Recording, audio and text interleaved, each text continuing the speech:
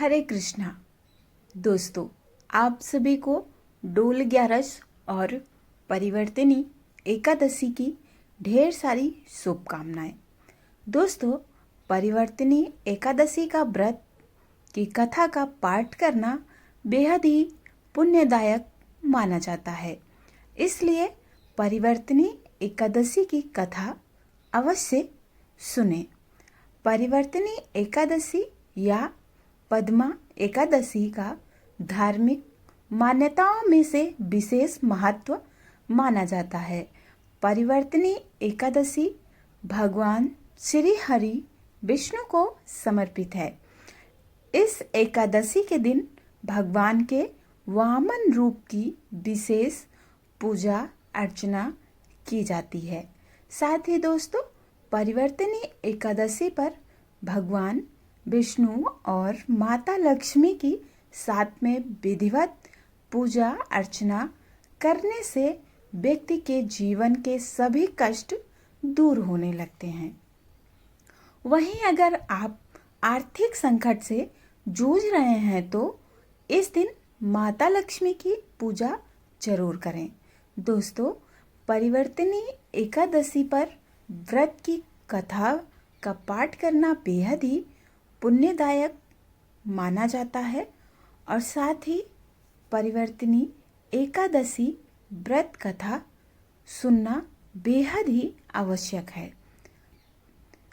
तो आइए व्रत कथा को शुरू करते हैं। दोस्तों, पौराणिक कथाओं के अनुसार श्री कृष्ण ने राजा युधिष्ठिर को परिवर्तिनी एकादशी की कथा सुनाई थी।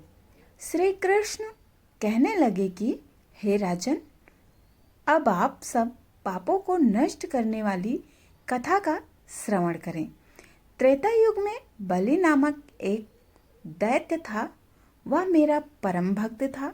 विविध प्रकार के वेद सूक्तों से मेरा पूजन किया करता था और नित्य ही ब्राह्मणों का पूजन तथा यज्ञ के आयोजन करता था। लेकिन इंद्र से द्वेष के कारण उसने इंद्रलोक तथा सभी देवताओं को जीत लिया। इस कारण सभी देवता एकत्र होकर सोच विचार कर भगवान के पास गए।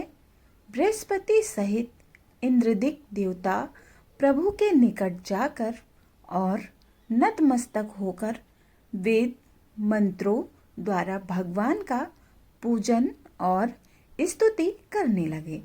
अतः मैंने वामन रूप धारण करके 5वां अवतार लिया और फिर अत्यंत तेजस्वी रूप से राजा बलि को जीत लिया। इतनी वार्ता सुनकर राजा युधिष्ठिर बोले कि हे जनार्दन, आपने वामन रूप धारण करके उस महाबली दैत्य को किस प्रकार जीता? श्री कृष्ण ने कहा, मैंने वामन रूप धारी ब्रह्मचारी बलि से 3 पग भूमि की याचना करते हुए कहा, यह मुझको 3 लोक के समान है और हे राजन, यह तुमको अवश्य ही देनी होगी। राजा बलि ने इसे तुच्छ याचना समझकर 3 पग भूमि का संकल्प मुझको दे दिया और मैंने अपने त्रिविक्रम रूप को बढ़ाकर यहाँ तक कि भूलोक में पद, भूलोक में जंघा और स्वर्गलोक में कमर, महालोक में पेट और जनलोक में हृदय और यमलोक में कंठ की स्थापना कर सत्यलोक में मुख, उसके ऊपर मस्तक स्थापित किया। सूर्य, चंद्रमा आदि सब ग्रह, गण, योग, नक्षत्र, इंद्रादिक देवता और शेष आदि सब नागगणों ने विविध प्रकार से वेद सूक्तों से प्रार्थना की। तब मैंने राजा बलि का हाथ पकड़कर कहा कि हे राजन, एक पद से पृथ्वी, दूसरे से स्वर्गलोक पूर्ण हो गए, अब तीसरा पग कहाँ रखूं? तब बलि ने अपना सिर झुका लिया और मैंने अपना पैर उसके मस्तक पर रख दिया, जिससे मेरा वह भक्त पाताल का चला गया। फिर उसकी विनती और नम्रता को देखकर मैंने कहा कि हे बलि, मैं सदैव तुम्हारे निकट ही रहूंगा। विरोचन पुत्र बलि से कहने पर भाद्रपद शुक्ल पक्ष की एकादशी के दिन बलि के आश्रम पर मेरी मूर्ति स्थापित हुई। इसी प्रकार दूसरी क्षीर सागर में शेषनाग के पृष्ठ पर हुई। हे राजन, इस एकादशी को भगवान शयन करते हुए करवट लेते हैं, इसलिए तीनों लोकों के स्वामी भगवान विष्णु का उस दिन पूजन करना चाहिए। इस दिन तांबा, चांदी, चावल और दही का दान करना उचित है। रात्रि को जागरण अवश्य करना चाहिए।